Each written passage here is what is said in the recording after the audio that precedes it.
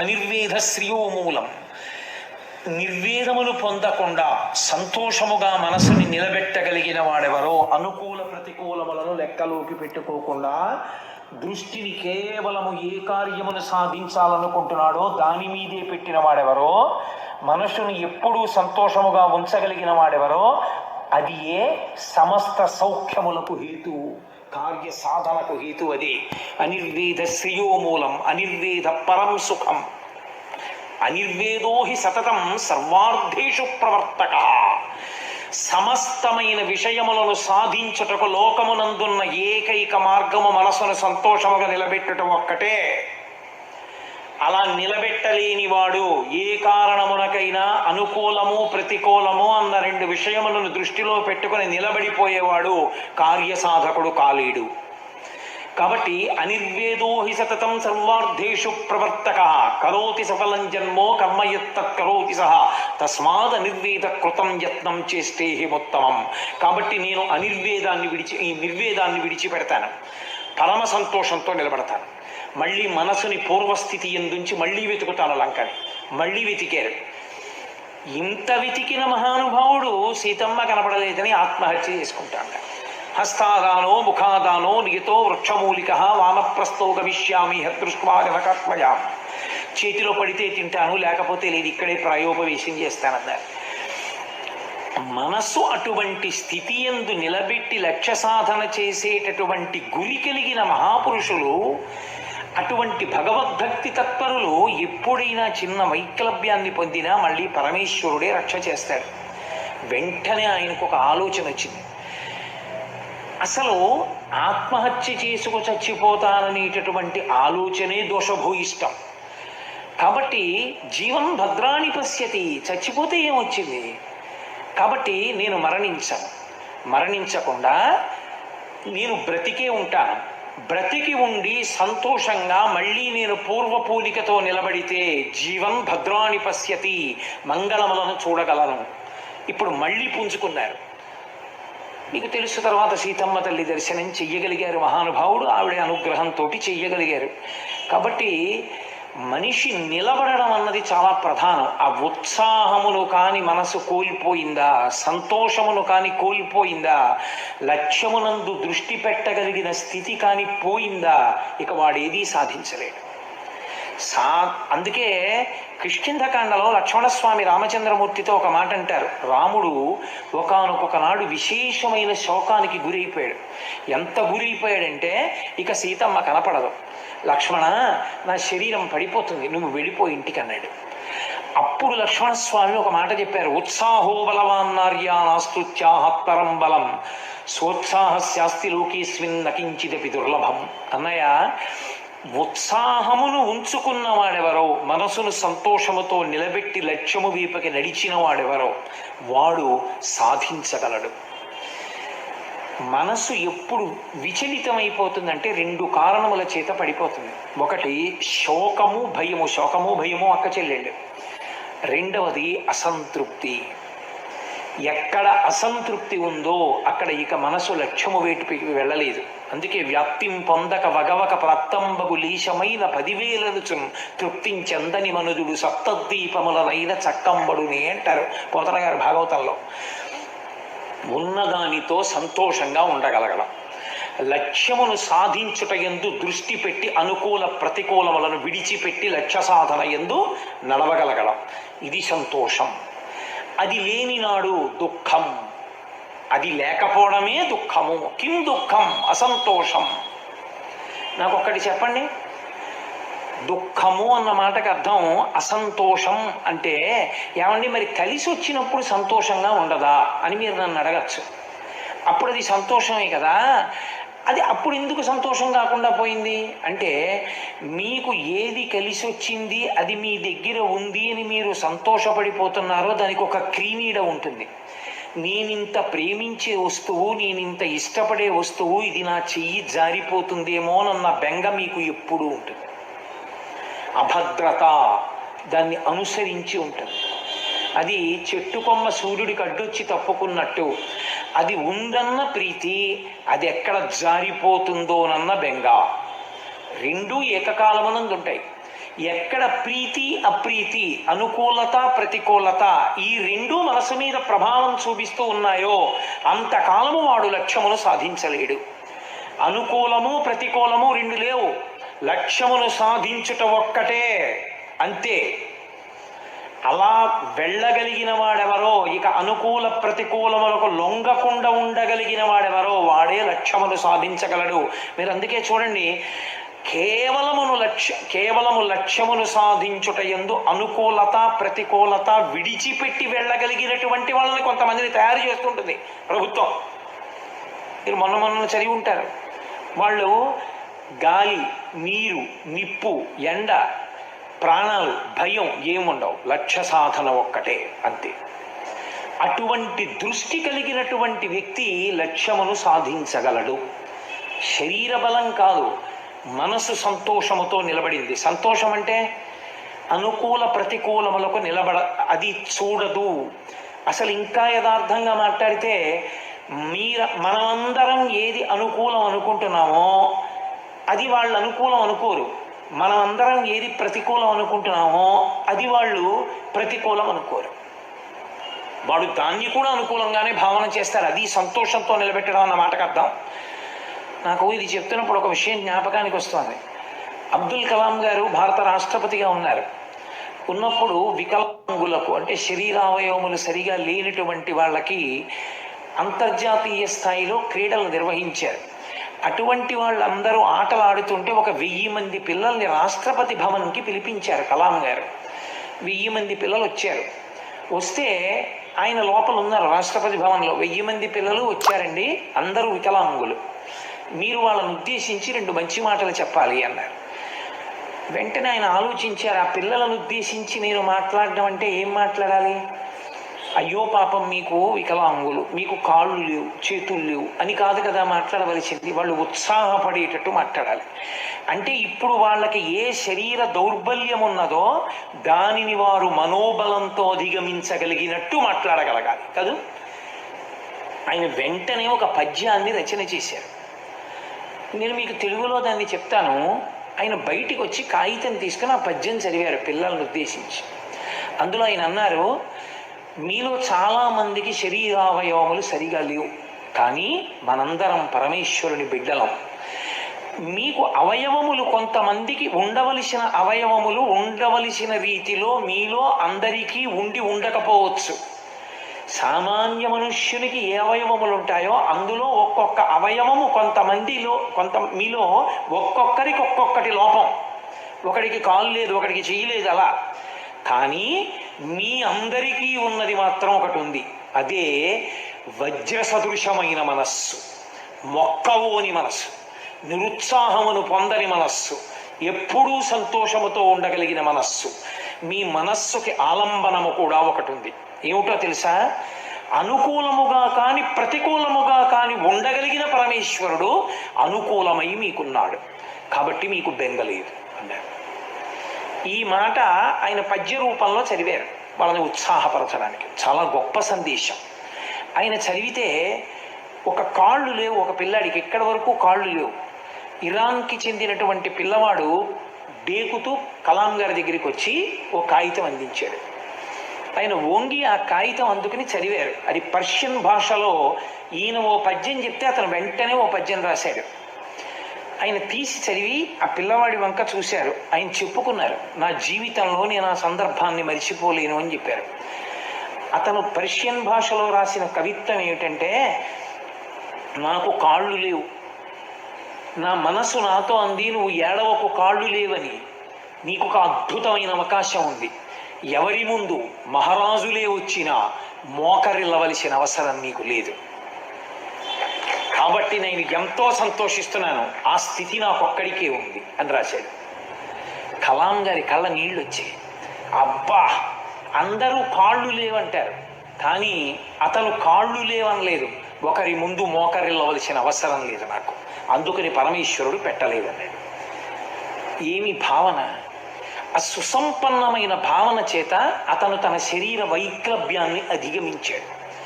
ఒక్కొక్క మహాపురుషుడు ఎక్కడ తయారవుతాడంటే మనము ప్రతికూలము అనుకున్న దానిలో శాశ్వతమైనటువంటి వ్యవస్థని దిద్ది తయారవుతాడు. మహాత్ముడిగా గాంధీ ఎప్పుడు అవతరించారు? ఫస్ట్ క్లాస్ కంపార్ట్మెంట్ టికెట్ కొనుక్కుని ట్రైన్లో వెళ్ళిపోతున్నప్పుడు సౌత్ ఆఫ్రికాలో ఎవరో ఒక తెల్లటివాడు లోపలికెక్కి ఈ నల్లటివాడు కూర్చుంటే ఫస్ట్ క్లాస్లో నేను కూర్చోనన్నంత మాత్రం చేత తెల్లవాళ్ళు వచ్చి నాకు టికెట్ ఉంది నేను కూర్చుంటానని వాదిస్తున్నటువంటి గాంధీ గారిని ప్లాట్ఫామ్ మీదకి తోసేసి ఆయన యొక్క పెట్లన్నీ విసిరి పారేశారు. విసిరి పారేస్తే ఆయన ప్లాట్ఫామ్ మీద పెట్లు తీసుకుని వేచి ఉండు గదిలోకి వెళ్ళిపోయారు, వెయిటింగ్ రూమ్లోకి వెళ్ళిపోతే ఆయనకి విపరీతమైన చలేసింది. ఆయన కోటు తీసి వేసుకోలేదు పెట్టులోంచి. ఎందుకు వేసుకోలేదో తెలుసా? ఇవాళ నాకు చలేస్తే నేను పెట్టి తీసి కోటు వేసుకుంటాను, కానీ కోటు వేసుకుంటున్నప్పుడు కూడా నన్ను అవమానకరంగా మాట్లాడే వాళ్ళు ఉండొచ్చు. ఇప్పుడు శాశ్వతంగా ఈ సమస్యకు ఒక పరిష్కారము లభించాలి. అందరూ ఏది నాకు అవమానము జరిగినది అనుకుంటున్నారో అందులోంచే ఒక కొత్త శకం ప్రారంభం కావాలన్నారు. అంతే. ఆయన సత్యాగ్రహ సిద్ధాంతం, అహింసా పోరాటం అక్కడ ప్రారంభమయ్యాయి. ఇప్పటికీ దక్షిణాఫ్రికాలో ఆ రైల్వే స్టేషన్లో ఒక బోర్డు ఉంటుందిట. ఇక్కడే మహాత్మా గాంధీ ఆఫ్ ఇండియా వెళ్ళిపోతున్నప్పుడు ఆయన లగేజ్ని ఫస్ట్ క్లాస్ టికెట్ ఉన్నా విసిరేశారు అని వెయిటింగ్ రూమ్ వైపు బాణం గుర్తు పెట్టి ఇక్కడే గాంధీజీ కూర్చుని ఆలోచించి వర్ణ వివక్షకి వ్యతిరేకంగా పోరాటం ప్రారంభించారు. ఇక్కడి నుంచే వర్ణ వివక్షకి వ్యతిరేక పోరాటం ప్రారంభమై అందరూ ఒక్కటే అన్న సిద్ధాంతం ప్రారంభమై భారతదేశపు దాస్య శృంఖలాలు తెగిపోయే అహింసాత్మకమైన సహాయ నిరాకరణోద్యమంతో కూడుకున్నటువంటి భారత స్వాతంత్ర సంగ్రామం ప్రారంభం కావడానికి ఇక్కడే బీజములు పడ్డాయని బోర్డు ఉంటుందిట. అంటే మనం అనుకూలము కాదు, అవమానింపబడ్డాడన్న చోట ఒక మహాత్ముడు ఆవిర్భవించాడు. ఒక కాళ్ళు లేవు అని మనం అనుకున్నటువంటి చోట ఒక మహాత్ముడు, ఒక పిల్లవాడి యొక్క మనసులో అటువంటి ఆలోచన ఉద్భవించింది. వాడికి కాళ్ళు లేకపోవడం కాదు, కాళ్ళు ఉండి పిరికి మనసున్నవాడి కన్నా కాళ్ళు లేకపోయినా కొన్ని రెట్ల బలమైన మనస్సు ఉంది. వాడు మహాత్ముడు కాగలడు. ఎవడి మనస సంతోషముతో ప్రహృష్టముగా నిలబడగలదో వాడు మాత్రమే మహాత్ముడు అవుతాడు తప్ప అందరూ మహాత్ములు కాలేరు. కాబట్టి దుఃఖం అనగా ఏమి అంటే అనుకూలము ప్రతికూలము అన్నదానికి లొంగిపోవుట. లక్ష్యమునందు మనసు నిలబెట్టినటువంటి వాడికి అనుకూలము ప్రతికూలము రెండు మాటలు లేవు. మోక్షగుండం విశ్వేశ్వరయ్య గారి గురించి తెలియని వాళ్ళు ఉండరు. మహానుభావుడు. భారతదేశంలో సాంకేతిక రంగమునందు ఒక మహర్షి సదృశుడు. అటువంటి మోక్షగుండం విశ్వేశ్వరయ్య గారి చరిత్ర మీరు ఎప్పుడన్నా చదివితే తెల్లబోతారు. 13వ ఏట తండ్రి చనిపోయారు. ఆయనకి ఈ సాంకేతిక విద్య ఇంజనీరింగ్ చదువుకోవాలి అని కోరిక. మైసూరులో మేనమామ గారి ఇంటికి వెళ్ళారు. చదువుకోవడానికి, స్కూల్లో చదువుకోవడానికి కూడా డబ్బులు లేవు. చదువుకోవాలి అంతే ఆయన లక్ష్యం. ఆ లక్ష్యం కోసం మోక్షగుండం విశ్వేశ్వరయ్య గారు పడినటువంటి శ్రమ చదివితే అసలు ఇలా ఎలా చేశారనిపిస్తుంది. ప్రతిరోజు తన ఇంటి నుంచి 10 మైళ్ళ దూరం నడిచి ఒక మంత్రి గారి ఇంటికి వెళ్ళి వాళ్ళ పిల్లలకి ట్యూషన్ చెప్పేవారు. మళ్ళీ 10 మైళ్ళు నడిచి ఇంటికి వచ్చేవారు. 20 మైళ్ళు అంటే దగ్గరగా 25 కిలోమీటర్ల కన్నా ఎక్కువ. అంటే రోజుకి 25 కిలోమీటర్లు నడిచి ఒక పిల్లవాడు, ఇంకా హై స్కూల్ చదువు కూడా చదువుకోని పిల్లవాడు 25 కిలోమీటర్లు ప్రతిరోజు నడిచి మంత్రి గారి పిల్లలకి పాఠం చెప్పి డబ్బు సంపాదించి ఆ డబ్బుతో స్కూల్లో చదువుకుని కష్టపడి తెచ్చుకున్నటువంటి స్కాలర్షిప్తో పూణే ఇంజనీరింగ్ కాలేజ్లో చదువుకుని ప్రపంచ ప్రఖ్యాతమైనటువంటి గోల్డ్ మెడల్ సంపాదించారు. మోక్షగుండం విశ్వేశ్వరయ్య గారు సంపాదించారు అనకండి. ఆయన సంపాదించడంలో లక్ష్యం మీద నిలబడినటువంటి ఆయన దృష్టి అనుకూలము ప్రతికూలము అన్న రెండిటిని విడిచిపెట్టి లక్ష్యములు సాధించుట యందు మనసు ఎప్పుడూ అదే ప్రహృష్టతతో నిలబడిపోయింది. అంతే. అదే సంతోషం. నేను ఆ లక్ష్యం వైపుకు అడుగులు వేస్తున్న ప్రతి అడుగు రోజు 20 మైళ్ళు నడిచి వచ్చినా నేను చదువుకోవడానికి డబ్బు వస్తాను. ఇప్పుడు నేను చదువుకోగలను. 20 మైళ్ళు నడిచిన పిల్లవాడికి తండ్రి లేడు, తల్లి దగ్గర లేదు, మేనమామ ఇల్లు, పేదరికం. తినడానికి సరి అయిన తిండి లేదు. ఎంత కష్టపడ్డాడో. నాకు పేరు చెప్పడం ఇష్టం లేదు. ఇప్పటికీ హైదరాబాద్లో ఉన్నారు, మా గోపాలకృష్ణ గారికి తెలుసు బాగా. ఆయన ఇంజనీరింగ్ చదువుకోవాలని కోరిక. ఓసారి ఇంజనీరింగ్ సీట్ వస్తే డబ్బు లేక వదిలేశాడు. రెండవసారి ఇంజనీరింగ్ సీట్ వస్తే అన్నయ్య వదిన పడుకుంటే బయట చిన్న వరండా ఉండేది. నాకు మీరు అన్నం పెట్టినా పెట్టకపోయినా వరండాలో పడుకోవడానికి అవకాశం ఇవ్వండి, ఇంజనీరింగ్ చదువుకుంటానని అడిగాడు. ఉన్నదే ముగ్గురం తిందాన్రా అన్నాడు మహానుభావుడు. వరండాలో పడుకునేవారు. ఒకప్పుడు ఆయన ఇంజనీరింగ్ ఫస్ట్ ఇయర్ చదువుకుంటుంటే స్కూల్లో సర్క్యులర్ వచ్చింది. ఆయనకి సంతోషం, నేను ఇంజనీరింగ్ చదువుకుంటున్నానని. అంత కష్టపడి చదువుకున్నాడు. రేపు ల్యాబొరేటరీ ఉంది, అందరూ బూట్లు వేసుకు రావాలి, ఫలానా రకం షూ వేసుకోవాలి అని. ఎక్కడ కొనుక్కుంటాడు బూట్లు? ప్రిన్సిపాల్ గారి రూమ్ దగ్గరికి వెళ్ళి బయట నించున్నాడు. 6:30 అయిపోయింది, 7 అయిపోయింది, 7:30 అయిపోయింది. వరంగల్ ఇంజనీరింగ్ కాలేజీలో చదువుకున్నాడు ఆయన. 7:30 అయిపోయిన తర్వాత లోపల అందరితో మాట్లాడి ప్రిన్సిపాల్ గారు బయటికి వచ్చారు. బయటకు వచ్చి పిల్లాడిని చూసి ఓయ్ అని పేరు ఉచ్చరించి ఆ పిల్లవాడిని అన్నారు, ఏమి ఇక్కడి నుంచి నువ్వు రాత్రి 7:30 అయినా అన్నారు. అతను అయ్యా మీరు షూస్ కొనుక్కోమన్నారు రేపటి నుంచి అని వలవల ఏడిచేశాడు. ఆయనకి అర్థమైంది. నీకు డబ్బు లేదా అని అడిగారు. లేదు అన్నయ్య దగ్గర నేను వరండాలో పడుకుని చదువుకుంటున్నాను అన్నారు. రా కారిక్కు అని షూ కొనిచ్చి పిల్లవాడు హాస్టల్లో అన్నం తినడానికి ఏర్పాటు చేశారు. అదే పిల్లవాడు తరువాతి కాలంలో ఇంజనీరింగ్లో పట్టభద్రుడై ఎనలేని ఖ్యాతి సంపాదించి అదే వరంగల్ ఇంజనీరింగ్ కాలేజీకి చాలా గొప్ప స్థాయిని మార్చి ఉన్నత స్థాయి ఇవ్వవలసి వచ్చినప్పుడు కేంద్ర ప్రభుత్వం తరఫున ఆ కాలేజీలో ఉన్నటువంటి పరికరాల్ని పరిశీలించడానికి వెళ్ళినటువంటి కమిటీలో మెంబర్గా వెళ్ళాడు ఆయన. అదే కాలేజీ ముందు కారు దిగితే పూలదండ వేసి ప్రిన్సిపాల్ గారు లోపలికి తీసుకెళ్తున్నప్పుడు, గురువుగారు నా కన్నుల వెంట అశ్రుధారలు కారాయండి అని నా దగ్గర కూర్చుని ఒకనాడు చెప్పాడు. లక్ష్య శుద్ధి, నేనిది సాధించాలి.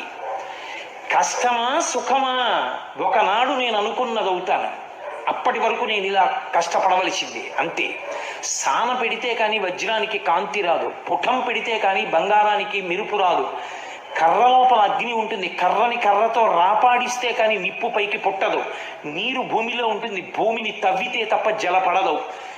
లక్ష్యమునందు శుద్ధి లేనివాడు మనసు అనుకూలము ప్రతికూలము అని ఆగిపోయినవాడు కార్యమును సాధించలేడు. ఎక్కడ మనసు సంతోషముతో నిలబడుతుందో వాడికి సుఖ దుఃఖములు లేవు. వాడికి ఇది అనుకూలంగా ఉందని లేదు, ఇది ప్రతికూలంగా ఉందని లేదు. ఆ రెండూ వాడి శరీరానికి అంటితే కదూ, వాడికి ఆ పట్టింపు లోపల పట్టుకుంటే కదూ. ఏది పట్టుకోవాలి? మనస్సు పట్టుకోవాలి. బాగుంది బాగులేదు అన్న 2 మాటలు పట్టుకోవాల్సింది మనస్సు. ఆ మనస్సు బాగుందన్న దాని మీద లేదు, బాగులేదన్న దాని మీద లేదు. తను దేని మీద దృష్టి పెట్టాలనుకున్నాడో దాని మీదే నిలబడిపోయింది ఆ దృష్టి. ఇక అనుకూలము ప్రతికూలము ఆయనకి ఎలా తెలిసాయి? ఆయనకి తెలియవు. ఆత్మని తెలుసుకోవాలనుకున్నటువంటి భగవాన్ రమణులు అరుణాచలం పాతాళలింగం దగ్గర కూర్చుని తపస్సు చేస్తుంటే తేళ్లు జిర్రులు తొడల కింద పట్టి కురికేస్తే మాంసపు ముక్కలు ఊడిపోయి నిత్తురు కారి అట్టలు కట్టింది. ఆయనకి తెలియలేదు. లక్ష్యశుద్ధి, మనసు అనుకూలము ప్రతికూలము అన్న 2 మాటల చేత ప్రభావితము కాకుండా నిలబడగలిగితే అటువంటి మనస్సు సంతోషము కలిగిన మనస్సు. అటువంటి మనస్సు సాధించలేదు అన్నది లేదు. అలా కాకుండా ప్రతి చిన్న విషయంలో మనసు యొక్క అనుకూలత, మనసు యొక్క ప్రతికూలత, ఈ రెండిటి దగ్గర ఆగిపోయేటటువంటి స్వభావం ఉన్నవాడు లక్ష్యములు పెద్ద పెద్దవి నోటితో చెప్పగలడేమో కానీ వాడు మాత్రము జీవితంలో ఆ లక్ష్యములు సాధించలేడు. తెల్లవారుజామున 4 గంటలకు అలారం పెడతాడు. 4 గంటలకి లేస్తాను, 4 నుంచి 7 వరకు 3 గంటలు చదివేస్తాను, 3 గంటలంటే గంటకి 25 పేజీలు చెప్పడం 75 పేజీలు చదువుతానంటాడు. అలారం కొట్టినప్పుడు దాన్ని ఇలా నొక్కేసి పడుకొని నిద్రపోయి 8 లేస్తాడు. ఎలా సాధిస్తాడు లక్ష్యం? 4 గంటలకి నిద్ర లేవలేని వాడు లక్ష్యాన్ని సాధిస్తాడా? 4 గంటలకి అలారం కొడితే ఉలిక్కిపడి లేచి తన కార్యాన్ని ప్రారంభించిన వాడు, వాడికి ఇంకా నిద్రపోదామని శరీరం కోరినా వెంటనే ఉత్సాహంతో లేచి మొహం కడుక్కుని కూర్చున్నవాడు ఉన్నాడే, వాడు కార్యమును సాధిస్తాడు. మహాత్ములు ఎవ్వరూ ఒక రాత్రికి రాత్రి తయారైన వారు కారు. మహాత్ముల జీవితాలు ఇవి పూల పాన్పులు కావు. ఎంతో కష్టపడితే, ఎంతో నలుగుడు పడితే వాళ్ళు మాత్రమే మహాత్ములు కాగలరు. లేనివారు మహాత్ములు కాలేరు. ఓర్చగలగాలి. ఓర్చడంలో ఏదో కష్టపడిపోతున్నానన్న భావన కాకుండా నీ లక్ష్యమేదో ఆ లక్ష్యమునందు నువ్వు నడుస్తున్నప్పుడు నీకు దానిలో మనసు ప్రహృష్టమై ఉండగలగాలి. అలా ఉండగలిగితే నీవు నీ లక్ష్యమును సాధించగలవు. నీకు సుఖము దుఃఖము అన్న రెండు లేవు. అలా కానంత కాలము అది దుఃఖమే. అనుకూలంగా ఉన్నా దుఃఖమే, ఎందుకంటే అది ఎక్కడ పోతుందో అని బెంగ. ప్రతికూలంగా ఉన్నా భయమే, ఎందుకంటే దానికి వాడు తట్టుకోలేడు. కాబట్టి దుఃఖం ఏది? కిం దుఃఖం? అసంతోష. సంతోషముగా ఉండలేకపోవడమే దుఃఖము. ఇది శంకరాచార్యుల వారి యొక్క ప్రతిపాదన. ఈ ప్రతిపాదన అర్థం చేసుకున్న నాడు వ్యక్తి మనసుకి తాను లొంగడం కాదు, ఆగి వెనక్కి తిరిగి చూసి మనసుకి శిక్షణ ఇవ్వగలిగిన స్థితికి వస్తాడు. నోర్మోయ్, లక్ష్యమును సాధించవలసిందే. వ్యాపారస్తుడు తనకు అత్యంత ప్రీతిపాత్రమైన ధనాన్ని తీసి పెట్టుబడి పెట్టి వ్యాపారం చేసి డబ్బు సంపాదిస్తాడు. నీకత్యంత ప్రీతిపాత్రమైన శరీరము ఖేదపడుతున్నా పరమేశ్వరుణ్ణి చేరడానికి నువ్వు ఖేదం అనుభవించవలసిందే. ఇందులో అనుకూలము ప్రతికూలము రెండు మాటలు కుదరవు.